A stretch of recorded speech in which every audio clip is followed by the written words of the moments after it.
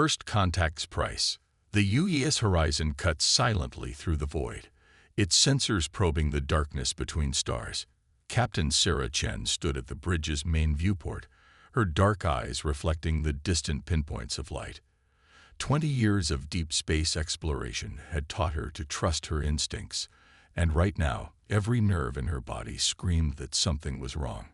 Contact, bearing 047 Mark 183, called Lieutenant Rodriguez from the sensor station. It's different, Captain. Like nothing in our database. Chen moved swiftly to the station, studying the readings. The signal pulsed with an almost organic rhythm, its pattern too regular to be natural. Origin. Edge of the Carina sector. It's weak, but definitely artificial. The bridge fell silent as Rodriguez worked to clean up the signal. After several tense moments, a voice emerged through the static, its tones carrying an edge of desperation. To any who hear this, they hunt through the void. Energy eaters. Our weapons pass through them. Please. Coordinate follows. Can you clean it up further? Chen asked, but Rodriguez shook his head. This is the best I can do. But Captain, the signal's encoding matches signatures we've seen from the Luminary. Chen's expression darkened. The Luminary were one of humanity's first contacts, a species of energy beings who had visited Earth briefly to trade knowledge before departing for the outer regions. They hadn't been heard from in over a decade. Play it again, she ordered. As the message repeated, Chen noticed something others might have missed, a subtle harmonics in the carrier wave that suggested incredible urgency. The Luminary were masters of energy manipulation, if something had them frightened enough to send a distress call. Sir, called out Commander Jackson from Tactical, I'm detecting unusual energy readings from the signal's direction. Whatever's out there, it's massive. Chen straightened, making her decision. Alert command. Tell them we're investigating a possible first contact emergency. Plot a course to the signal's origin. Captain, her XO stepped forward. Regulations state we should wait for backup when investigating unknown signals this far out. Noted, Chen replied, moving to her command chair. But the Luminary knew about our gravitational technology, our radiation shielding. They called us the dense ones because we evolved on a high-gravity world. If they're asking for help. She left the thought unfinished as she activated the ship-wide comm. All hands, battle stations. This is not a drill. We're about to push the engines beyond standard limits. Secure all stations and prepare for high-G maneuvers. The crew moved with practiced efficiency. Unlike most spacefaring species, humans could handle intense gravitational forces, one of many advantages their harsh homeworld had given them. As the Horizon's engines powered up, Chen thought about the message. The Luminary had been fascinated by humanity's ability to survive on what they called a death world. Earth's gravity, radiation levels, and extreme weather would have killed most alien species, but these conditions had made humans strong, adaptable. Course plotted, announced Navigator Wells. Engine stress within tolerable limits. Chen nodded. Take us in, maximum safe speed. The Horizon's engines roared to life, pushing the ship to velocities that would have torn apart vessels built by most other species. The bridge crew handled the G-forces with practiced ease, their bodies conditioned by generations of evolution on humanity's unforgiving world. As they raced toward the signal source, Chen couldn't shake the feeling that this call would change everything. Humanity had spread across the stars, building colonies and stations, always pushing against the harsh conditions of space.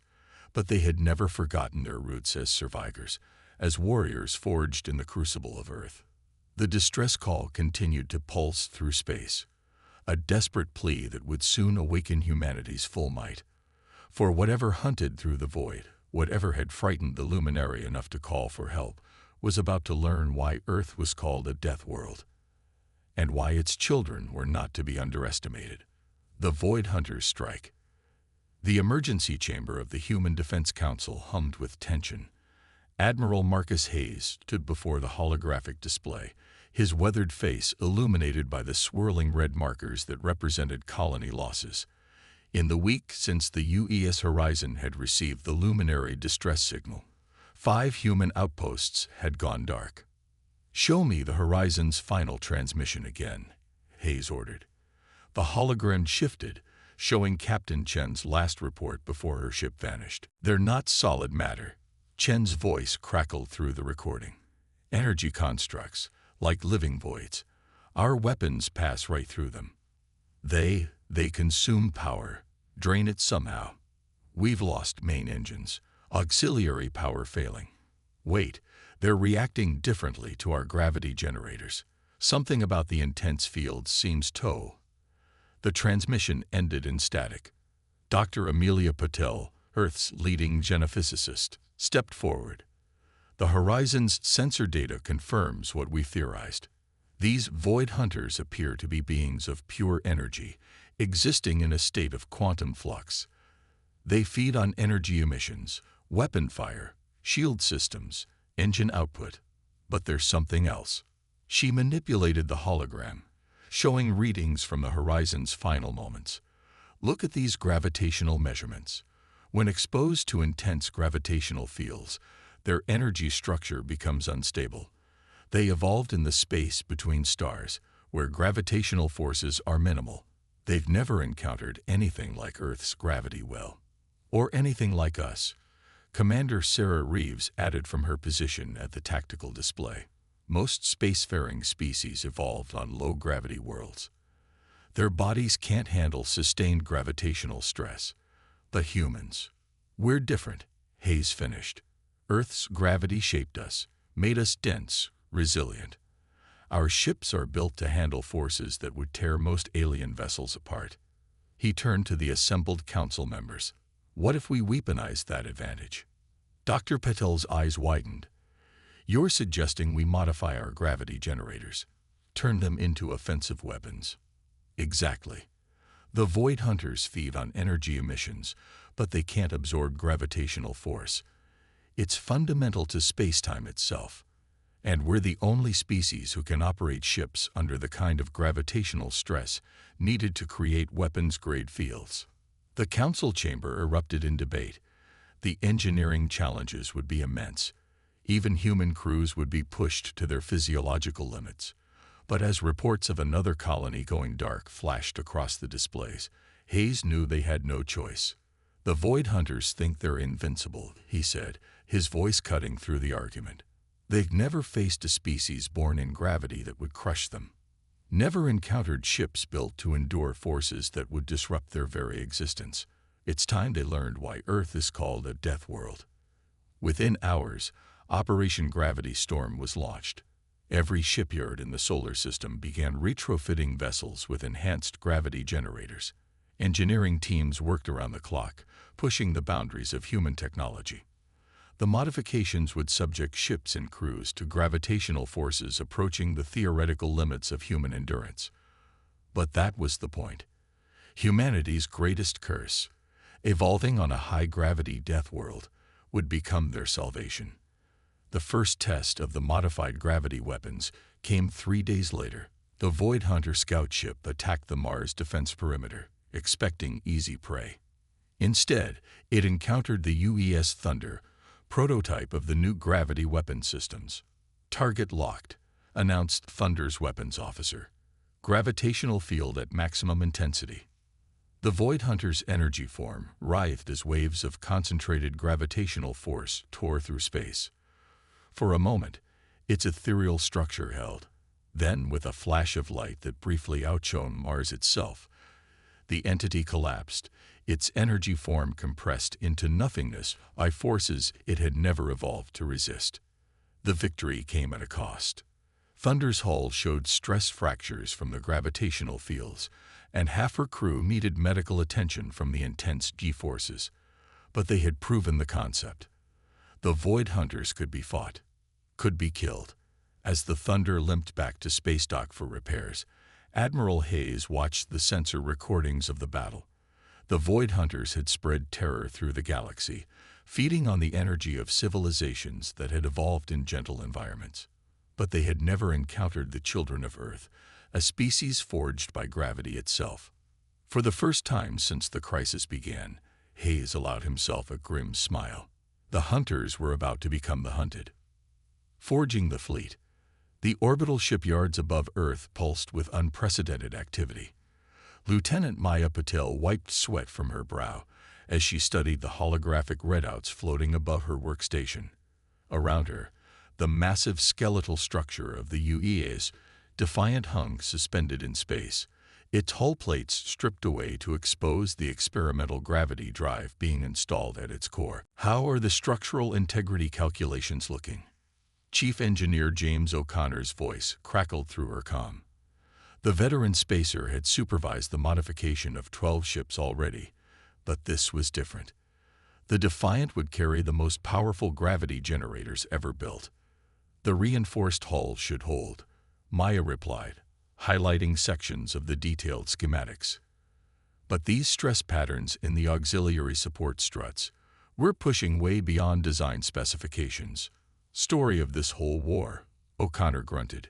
When's the last time you slept, Lieutenant? Maya couldn't remember. None of them had gotten much rest since Operation Gravity Storm began. The Void Hunters had attacked 3 more colonies while they worked, leaving only silence in their wake. Every engineer, every technician, every worker knew they were racing against time. The latest sensor data from the Thunder's engagement is fascinating. Dr. Sarah Chen's voice joined their channel. The quantum physicist had been studying the recordings of humanity's first successful counterattack obsessively. The gravitational waves didn't just disrupt the Void Hunter's energy matrix. They caused a cascade failure at the quantum level. If we can replicate that effect on a larger scale, we'd need to generate gravity fields an order of magnitude more intense, Maya said, pulling up new calculations. The structural loads would be enormous, O'Connor finished. But that's why we're here, isn't it? Because we can take it. Because Earth made us strong. Maya nodded, remembering her childhood on Earth. Most spacefaring species evolved on worlds with a fraction of Earth's gravity. Their bodies were light, fragile by human standards. But humanity had been shaped by their heavy world, their bones and muscles densely packed, their cardiovascular systems robust enough to handle intense pressures. New data coming in from the medical trials, Dr. Chen reported. Even with our enhanced physiology, crews will need to rotate every 15 minutes when the gravity weapons are at full power. Any longer risks blackouts or worse. Then we'll rotate them, O'Connor said firmly. Better than letting those energy vampires drain another colony dry. The work continued around the clock. Each ship required extensive modifications, not just the gravity generators themselves, but reinforced structural supports, enhanced inertial dampeners, and medical bays equipped to handle the extreme conditions the crews would face. Maya's team developed new training protocols, pushing pilots and engineers to their absolute limits in simulators. They learned to fight while enduring forces that would kill most alien species instantly. They practiced complex maneuvers that would focus their gravitational weapons for maximum effect. The breakthrough came during the 3rd week of modifications. Maya was reviewing power distribution models when she noticed something in the quantum fluctuation patterns. Dr. Chen, look at this, she called, sending the data to the physicist's station. If we synchronize multiple gravity generators in a precise pattern, a resonance cascade, Chen breathed, quickly running the numbers. The gravitational effects would multiply exponentially. We could create localized areas of space where the fundamental forces are strong enough to tear apart anything, O'Connor finished, studying the calculations. Even beings of pure energy. The discovery accelerated their work. Ships were modified in groups, their gravity generators calibrated to work in concert. Each vessel became part of a greater whole, designed to create overwhelming gravitational forces through coordinated action. Finally, after a month of non-stop work, the first battle fleet was ready. 20 ships, their hulls gleaming with new armor, their cores housing weapons that bent space itself. Maya stood at the observation window of the orbital station, watching as the fleet prepared for departure. Think it'll be enough? O'Connor asked quietly, joining her at the window. Maya thought about the simulations they'd run, the theoretical models they'd built. The fleet would be pushing the very limits of what human technology and human bodies could endure. But that had always been humanity's story: surviving, adapting, pushing beyond what should be possible. It has to be, she replied. We're not just fighting for ourselves. The Luminary, all the species the Void Hunters have terrorized, they need us, because we're the only ones who can do this, the only ones strong enough to turn gravity itself into a weapon. As if in response, the fleet's engines ignited in unison, their blue fire pushing back the darkness of space. Humanity's counterattack was about to begin, led by ships that carried within them the very force that had made their species strong. The Void Hunters were about to learn why evolving on a death world wasn't a curse. It was preparation for this moment. Trial by fire. The UES Defiant dropped out of FTL at the edge of the Proxima system, leading the fleet of 20 modified warships. Captain Elena Santos felt the subtle increase in background gravity as the ship's enhanced systems came online. Through the main viewport, she could see their target: 3 Void Hunter vessels, their energy forms rippling like dark auroras against the starfield. They're attacking the research station, Lieutenant Commander Raj Patel reported from Tactical. 92 civilians still aboard. Station power at 30% and falling. Santos straightened in her command chair. This would be the first true test of their new weapons in full combat. All ships, battle formation Delta. Remember your training. Gravity weapon crews, prepare for your first rotation. The human fleet spread out in a precise pattern, each ship taking its designated position. The Void Hunters turned to face them, their ethereal forms pulsing with stolen energy. They're not even trying to evade, Commander Sarah Chen observed from her science station. They still think we're helpless. Let's change their minds, Santos replied. All ships, commence synchronized gravity attack. Pattern Alpha. The battle began with a display of arrogance from the Void Hunters. They launched their energy-draining attacks, expecting to feed as they had on countless other species. Instead, their assaults met walls of distorted space, the concentrated gravitational fields dispersing their attacks harmlessly. Gravity weapons at full power, Patel announced. Field synchronization at 98%. Target the nearest hunter, Santos ordered. Show them what Earth's children can do. The combined gravitational attack struck like a hammer hitting crystal. The targeted Void Hunter's energy form wavered, its perfect symmetry, disrupting as space itself seemed to twist around it. For a moment, nothing seemed to happen. Then, with a flash of light visible even in the vacuum of space, the entity's energy matrix began to collapse. Direct hit, Patel shouted. Target showing quantum destabilization. It's breaking apart. But victory came at a cost. Warning indicators flashed across every bridge station as the ship's structures groaned under the intense gravitational forces. Hull stress exceeding safety limits, Chen reported. We need to rotate gravity crews now. Santos felt the strain herself, her Earth-evolved body fighting against forces that would have killed most alien species instantly. Second crews, take over. First teams to medical for recovery. Maintain attack pattern. The Void Hunters finally realized they faced a real threat. Their remaining 2 vessels attempted to coordinate, trying to find angles of attack that would avoid the gravitational weapons. But human pilots, born and trained under Earth's punishing gravity, performed maneuvers their enemies couldn't match. They're trying to retreat, Patel called out. The remaining hunters are showing signs of structural damage. Don't let them escape, Santos ordered. All ships, maximum gravity wave output. Hit them with everything we've got. The combined gravitational assault hit the Void Hunters like a collapsing star. One hunter shattered completely, its energy form breaking apart into quantum particles. The last attempted to jump to FTL, but the human fleet's gravity weapons had created a web of distorted space around the battlefield. It was trapped. Final target showing critical instability, Chen reported, her voice strained from the gravitational forces. Its energy matrix is collapsing. The last Void Hunter died in a spectacular display of light and energy, its form torn apart by the very forces it had evolved to avoid.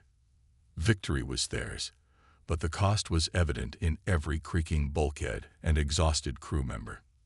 Damage report, Santos called out, forcing herself to focus through the lingering effects of the intense gravity.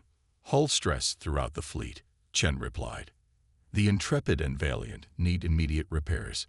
Medical reporting multiple cases of extreme gravitational stress, but she managed a tired smile. Everyone survived. We did it, Captain. The weapons work. Santos nodded, watching as rescue ships approached the research station. They had saved nearly 100 lives today, but more importantly, they had proven that humanity's greatest challenge, evolving on a high-gravity death world, had become their salvation. Send word to command, she ordered. First engagement successful. The Void Hunters can be beaten.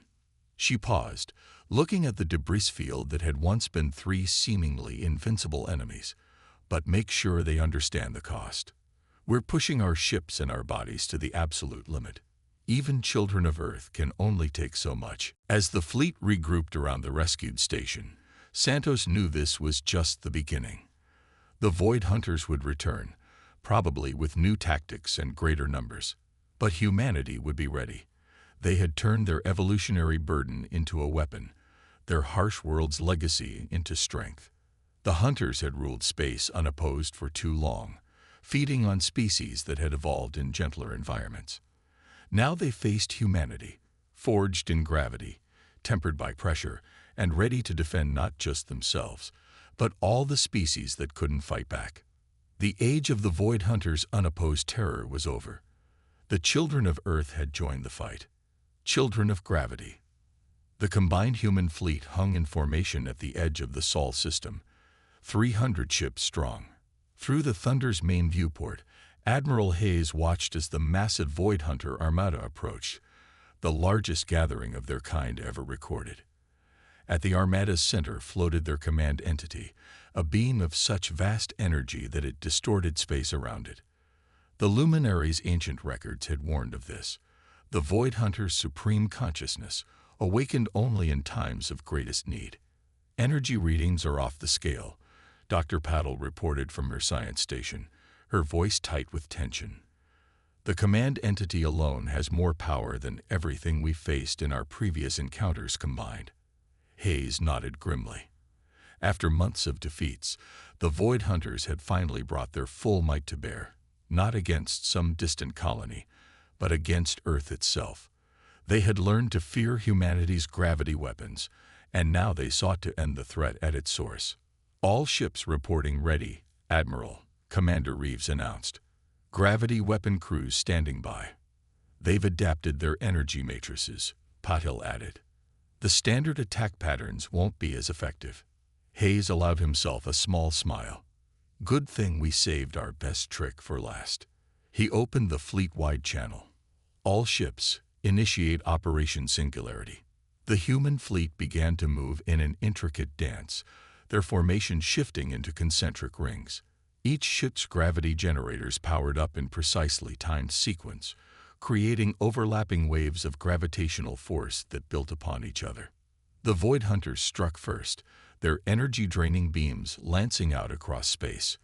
But the human ships rolled and dove through the attacks, their Earth-evolved crews performing maneuvers that defied the Hunters' predictions. First wave, engage, Hayes ordered.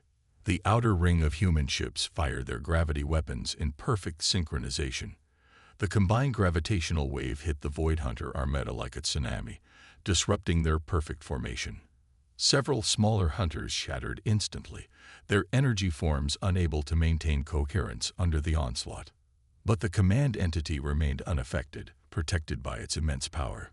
It responded with a blast of pure energy that overwhelmed 3 human ships' shields instantly. Hull breaches on decks 3 through 7, Reeves reported as the Thunder shuddered under a near miss. Structural integrity at 60% and falling. "Stay in formation," Hayes commanded. "Second wave, prepare to engage. Time to show them why Earth is called a death world." The second ring of ships added their gravity weapons to the assault, their waves precisely calibrated to amplify the first wave's effect. Space itself seemed to twist and bend as fundamental forces were pushed to their limits. Warning indicators flashed across every bridge in the fleet as ships and crews endured gravitational stresses that would have torn apart vessels built by any other species. In the medical bays, doctors fought to treat crew members pushed beyond even their Earth-evolved tolerances. "The command entity is still holding," Paddle reported, her voice strained from the intense gravity. "But look, its energy matrix is starting to fluctuate. The resonance pattern is working." Hayes gripped his command chair as the gravity increased again. "Final wave, execute attack pattern Omega. Everything you've got. Show them the full might of Earth's children." The inner ring of ships unleashed their gravity weapons, completing the carefully designed resonance pattern. The combined gravitational force created a momentary effect similar to a microsingularity, concentrating unimaginable gravitational pressure on the command entity. For a moment that seemed to stretch into eternity, nothing happened. Then, with a flash that briefly outshone Sol itself, the command entity's perfect form began to crack. Fissures of light spread across its energy matrix as forces it had never evolved to resist tore it apart at the quantum level. "Energy cascade detected," Patel shouted over the groaning of the thunder-stressed hull. "The command entity is breaking apart." "All ships, emergency retreat," Hayes ordered. "Get clear of the blast radius." The human fleet pulled back just as the command entity shattered. The explosion sent waves of quantum energy cascading through space, tearing apart the remaining void hunters caught in its radius. When the light faded, where once had floated an armada of energy beings now drifted only scattered particles, the last remnants of an ancient terror finally brought low. The cost had been heavy. Dozens of ships needed major repairs, hundreds of crew members required medical attention, and 15 vessels had been lost with all hands. But they had won. Humanity had faced its greatest test and emerged victorious. "Send word to Earth," Hayes ordered, watching the last fragments of the Void Hunters dissipate into space. "The threat is ended. The Deathworlders send their regards." As recovery ships moved to assist damaged vessels, Hayes reflected on the irony of it all. For generations, humanity had seen their harsh homeworld as a curse, forcing them to grow stronger just to survive. Now that same harsh upbringing had made them the guardians of gentler species, their curse becoming the galaxy's salvation. The Void Hunters had ruled space unopposed for eons, feeding on civilizations that had evolved in benign environments. They had never faced a species forged in gravity's crucible, never encountered beings whose very existence defied the natural order they understood. They had never met the children of Earth. Now they never would again. As the fleet began its journey home, new signals arrived. Messages of gratitude and alliance from species across the galaxy. Humanity had proven itself not just as survivors, but as protectors. Their harsh evolution had prepared them not just to endure, but to shield others who could not. The age of the Void Hunters was over. The age of humanity had begun.